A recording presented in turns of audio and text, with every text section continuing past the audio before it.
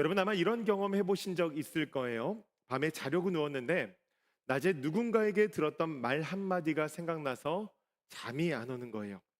분명히 그 사람은 아무 생각 없이 던진 말일 수도 있는데 내 마음에는 그 말이 가시가 되어져서 아프고 그 사람의 의도를 의심하게 되고 오해하게 되고 잠을 설치게 되는 것이죠.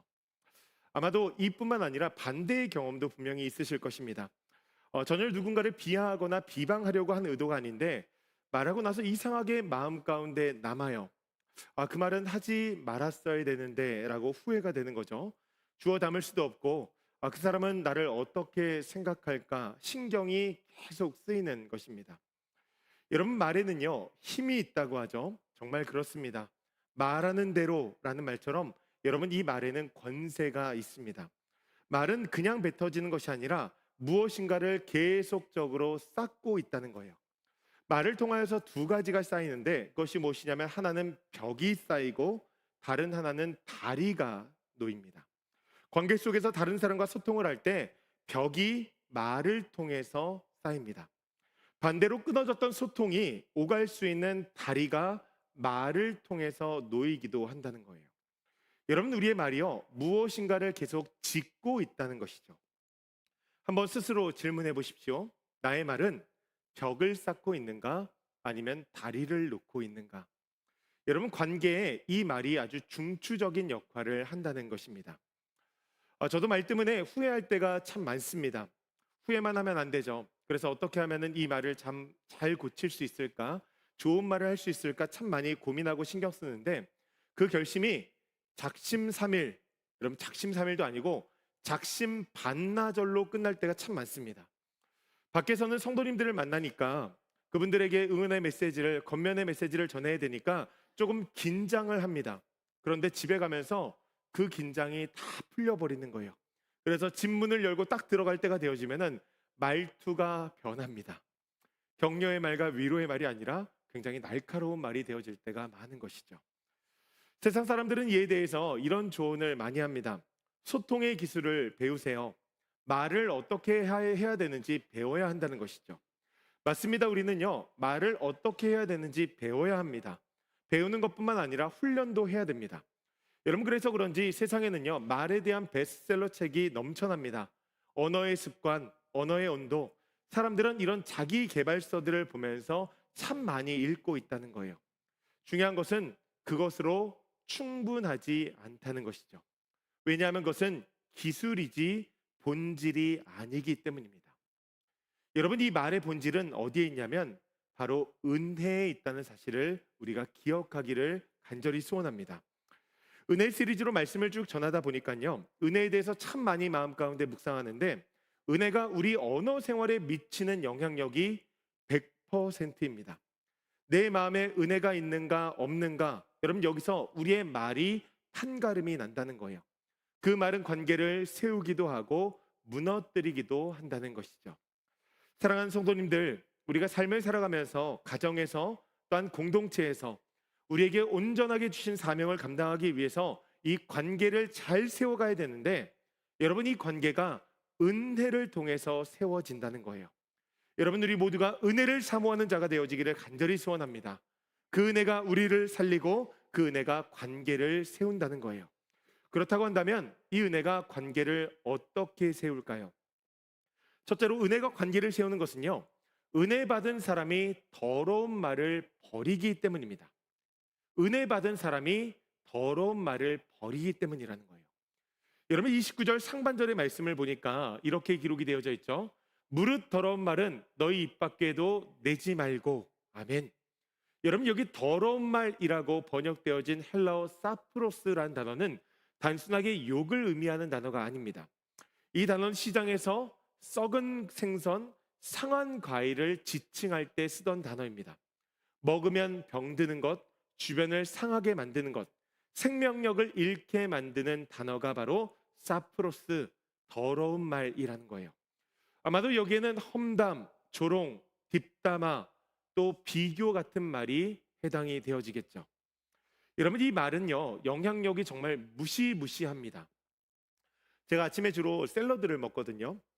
주 재료가 방울토마토, 딸기, 블루베리, 치즈, 건과류, 아루굴라.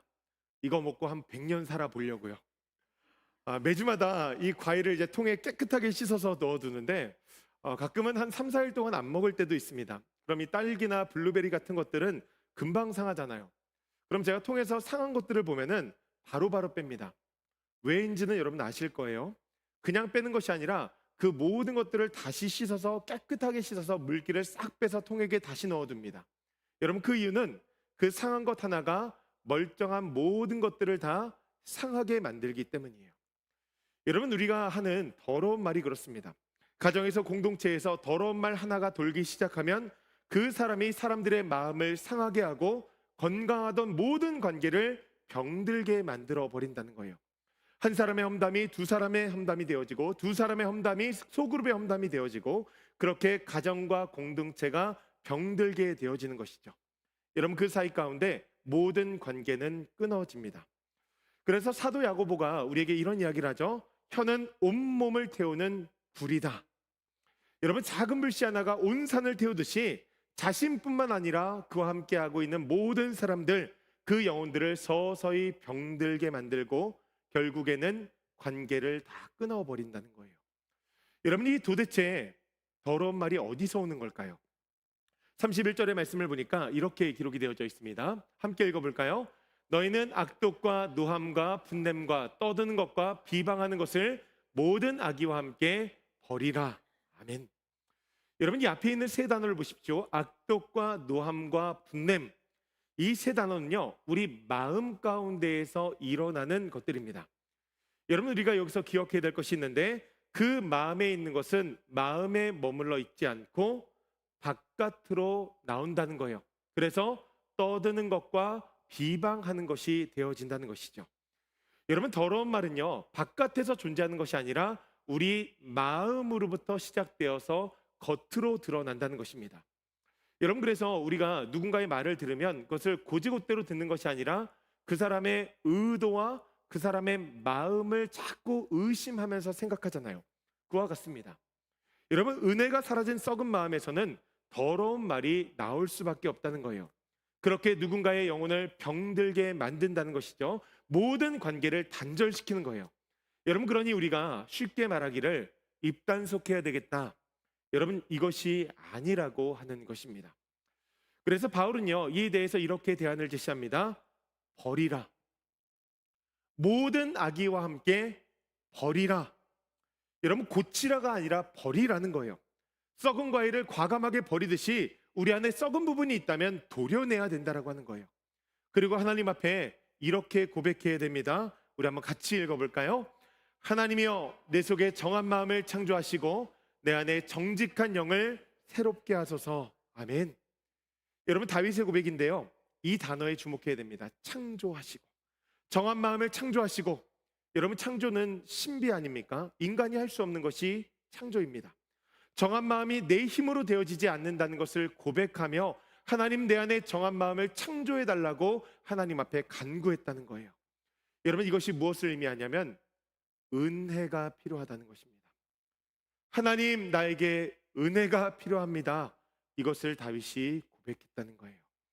여러분 십자가의 그 은혜가 우리의 마음 가운데 정한 마음을 창조한다는 것이죠. 여러분 그래서 예수님께서 십자가를 지신 거예요. 사랑하는 성도님들, 우리가 다른 것이 아니라 진짜 예수 그리스도의 십자가만을 바라보기를 간절히 소원합니다. 은혜를 사모하는 자가 되어야 한다는 거예요.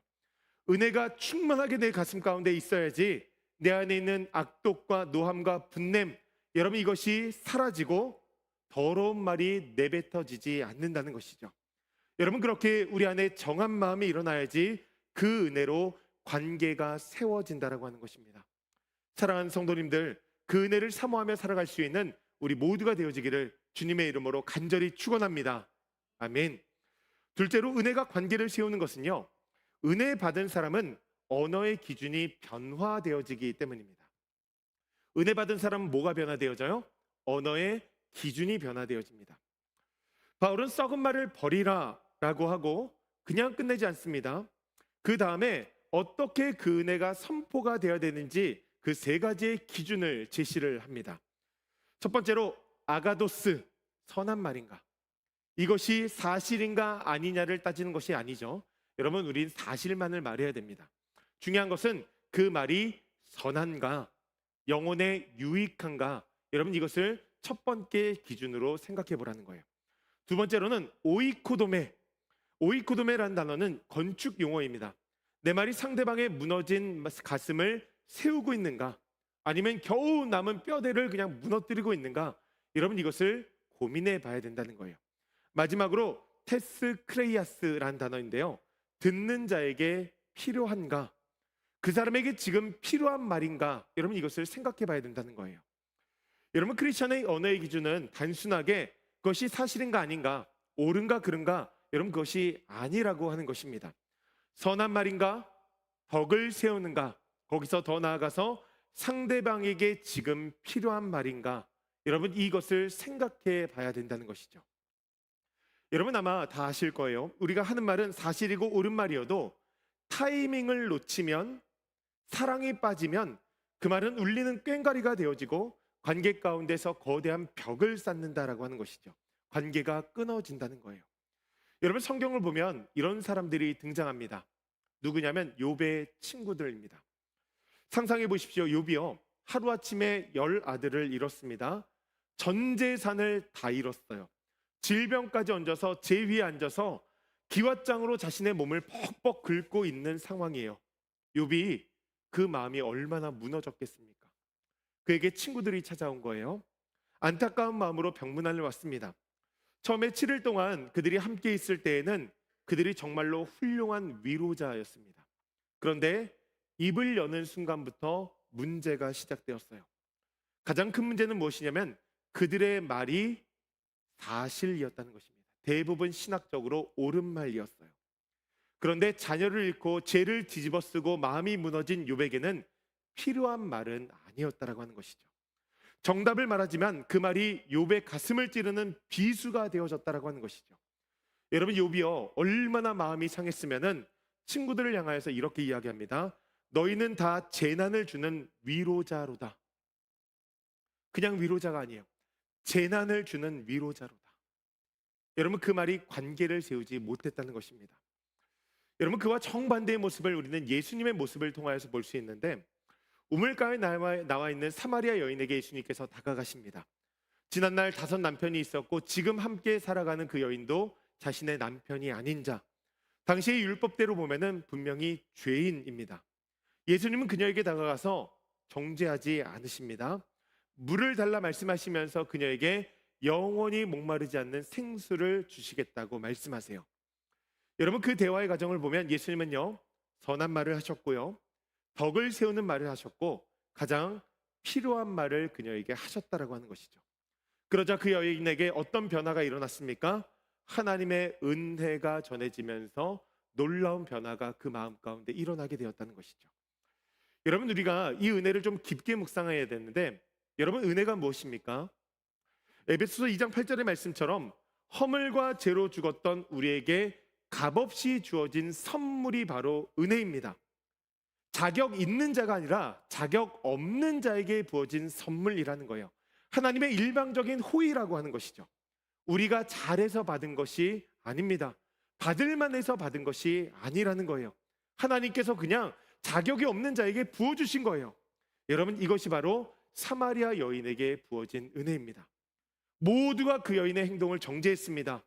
그 여인을 향하여서 수군거렸어요. 여러분, 그것이 디폴트 값이었어요. 그런데 예수님을 만나보니 그것이 아니었던 것이죠. 예수님의 그 말씀이 사람을 살리고 그 모든 관계를 세웠다라고 하는 것입니다. 여러분, 그녀가 마을에 돌아간 모습을 한번 가만히 보십시오. 사람들과 마주치지 않기 위해서 정오에 물을 뜨러 다니던 여인이었습니다. 관계가 모두 다 무너져 있었다는 거예요. 그런 그녀가 마을로 돌아가서 예수님의 말씀을 사람들에게 전하기 시작합니다. 이것이 무엇이냐면 자신의 마음의 문을 열고 다른 사람들과 관계를 형성하기 위해서 노력했다는 거예요. 그렇게 마을 전체에 예수님의 복음을 전하는 사람이 되어졌다라고 하는 것이죠. 여러분, 은혜가요, 우리의 심령을 사로잡아야 한다는 것입니다. 가정에서도 마찬가지입니다. 제가 지난주에 정말 마음으로 회개한 일이 하나가 있어요. 보통 화요일에 이제 이은진 집사님의 일 끝나고 이제 부탁드려서 잠깐 와서 함께 찬양팀 콘티를 좀 정리를 합니다. 제가 기도하면서 콘티를 짜고 기타로 정리한 것을 이제 피아노와 함께 맞춰보면서 순서를 하나하나 정하고 찬양 팀원들에게 이제 공지를 하면 찬양 팀원들이 한 주간 동안 그 찬양을 듣고 묵상하고 주일에 와서 함께 연습하고 그렇게 우리 모두가 함께 하나님 앞에 찬양을 올려드리는 거예요. 그런데 그날 아이의 운전면허 시험이 잡힌 것입니다.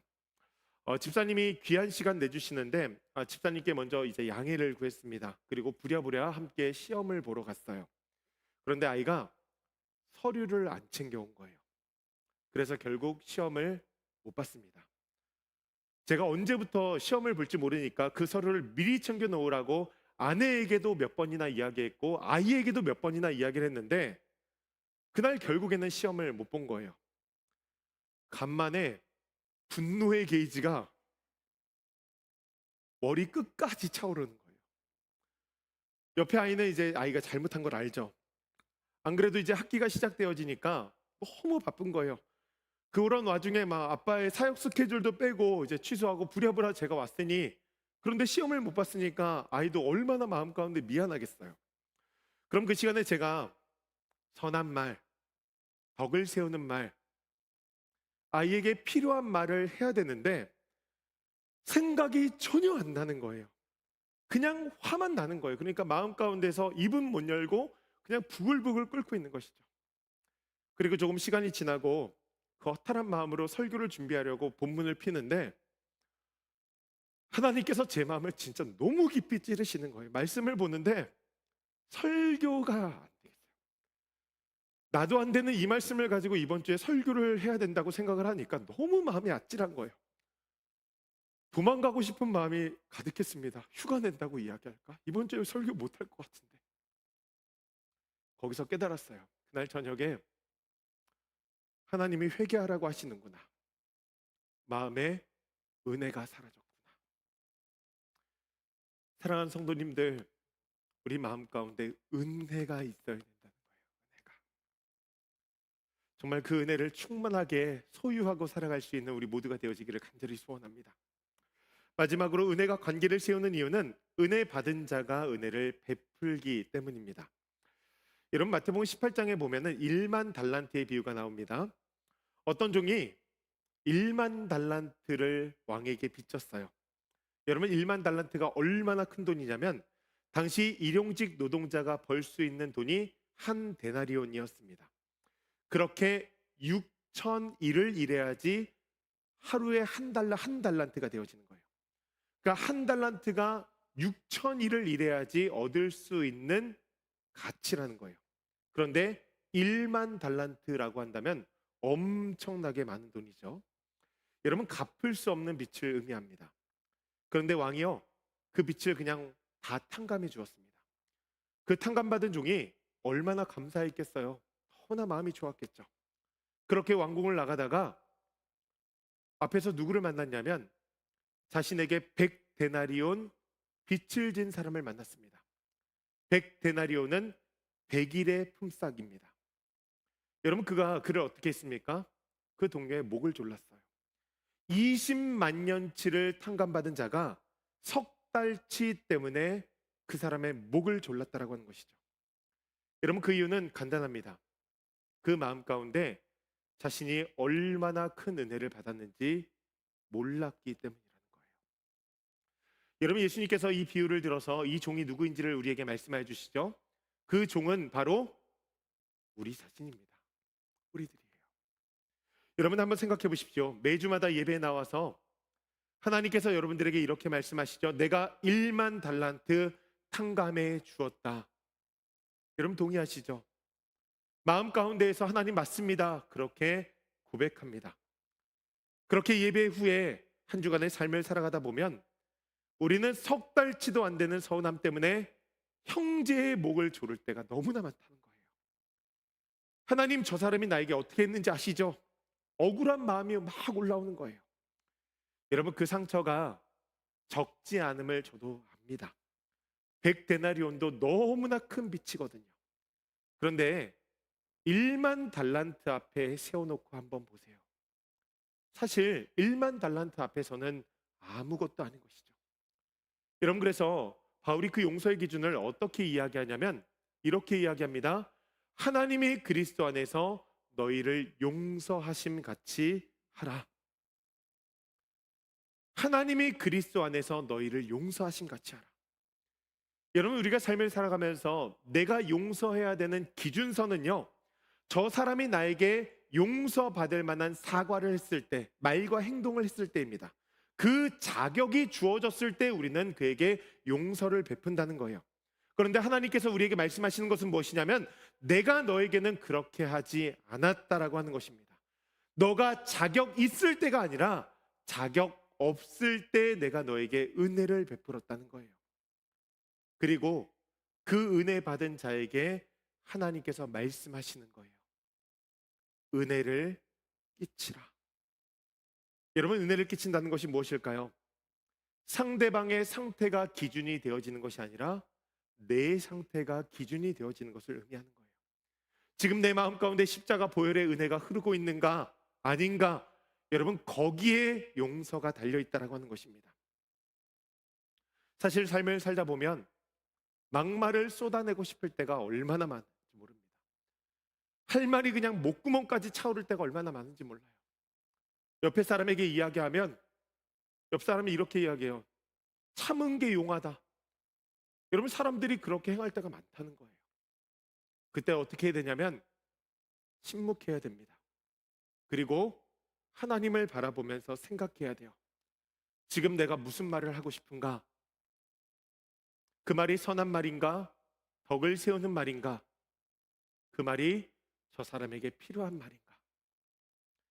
약이 오르고 억울하고 막 분이 치밀어 오르지만 내가 은혜를 받았잖아요. 내가 하나님 앞에 사함을 받았잖아요. 우리에게 새 생명 주신 예수님께서 오늘 우리를 향해서 간절히 부탁하시잖아요. 자격 없는 자에게 은혜를 베풀었으니 너도 꼭 그렇게 살았으면 좋겠다. 그 은혜가 세상 가운데 가득하면 좋겠다. 여러분, 많은 사람들은요, 이 일을 행한 것을 손해라고 생각합니다. 그런데 절대로 그렇지 않아요. 왜냐하면 우리가 은혜 받았기 때문입니다. 여러분, 하나님께서 복음을 부여하신 자에게 주신 특권이라는 사실을 우리가 기억해야 된다는 거예요. 세상은요, 받은 대로 돌려줍니다. 여러분, 이것이 세상의 공식이에요. 그러나 은혜 받은 사람은 받은 것과 다른 것을 돌려준다는 것이죠. 저주를 받았어요? 그러면 축복을 돌려주는 거예요. 험담을 들었습니까? 그러면 칭찬을 돌려주는 거예요. 여러분, 우리 모두가 그렇게 되어지기를 간절히 축복합니다. 저는 그렇게 되어지기를 간절히 소원해요. 여러분, 그래야 복음의 능력이 드러나는 것이죠. 여러분, 우리가 가진 믿음이 그것을 가능하게 만든다는 거예요. 그래서 하나님 앞에 우리가 이렇게 기도했으면 좋겠습니다. 하나님, 저 은혜 받았는데, 내가 이 말씀 믿는데 안 될 때가 너무 많은데, 그래도 오늘 한번 트라이 할 수 있도록 하나님께서 도와주세요. 그렇게 그 은혜를 한 번이라도 흘려보내며 살아갈 수 있도록 하나님 도와주세요. 여러분, 그런 자들 되기를 주님의 이름으로 간절히 축원합니다. 말씀을 마무리합니다. 은혜가 관계를 세웁니다. 여러분, 키가 여기 있어요. 은혜에 있다는 것이죠. 여러분, 그렇다고 한다면 우리는 어떻게 은혜에 사로잡혀 있을 수 있을까요? 한 권사님에게 딸이 있었습니다. 딸이 교회에 안 나가는 거예요. 그것이 너무나 가슴이 아팠습니다. 그래서 작정하고 새벽에 기도하면서 눈물로 하나님, 이 딸이 교회 나가기를 간절히 소원합니다. 그렇게 기도를 하고 딸을 교회로 인도했습니다. 감사하게도 딸이 교회에 잘 적응하게 되었어요. 정말 주변에 많은 분들이 사랑을 주셨고, 그래서 1년 반 정도가 되어지니까 성가대도 봉사하면서 교회 생활을 하게 되었습니다. 그런데 하루는 딸이 와서 이런 얘기를 하는 거예요. 엄마, 나 교회 다니는 거 요즘에 조금 힘드네. 잠시 쉬어볼까 싶어.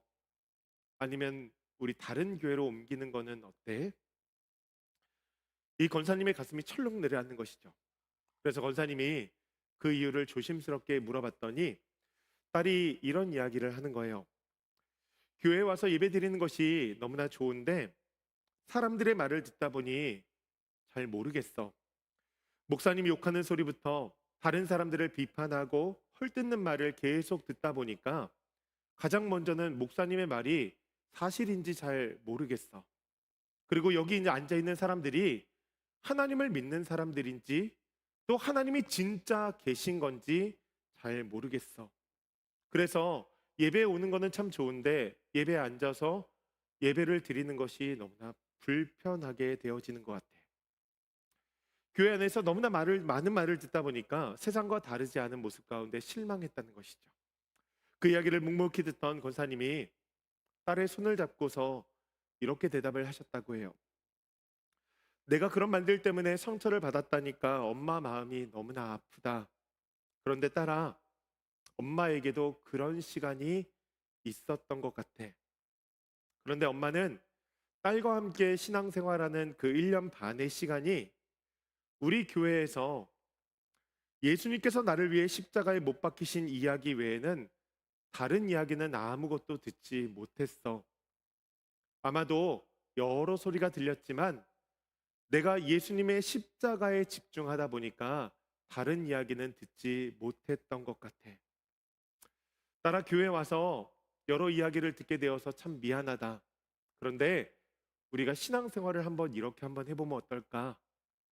예수님의 십자가 외에는 다른 것은 보지 않기로 결단하는 것이 어떨까? 여러분 한번 생각해 보십시오. 이 권사님이 귀가 어두워서 다른 이야기를 못 들었을까요? 아니죠. 아마 더 많이 들었을 것입니다. 그런데 왜 딸은 상처를 받고 어머니는 흔들리지 않았을까요? 이유는 하나예요. 듣는 것이 다른 것이 아니라 보는 것이 달랐기 때문입니다. 딸의 눈에는 사람이 보였고요. 어머니의 눈에는 오직 예수 그리스도 외에는 보이지 않았다는 거예요. 여러분, 저는 이것이 사도 바울의 고백인 것 같습니다. 고린도전서 2장 2절의 말씀을 보니까 이렇게 기록이 되어져 있어요. 한번 같이 읽어볼까요?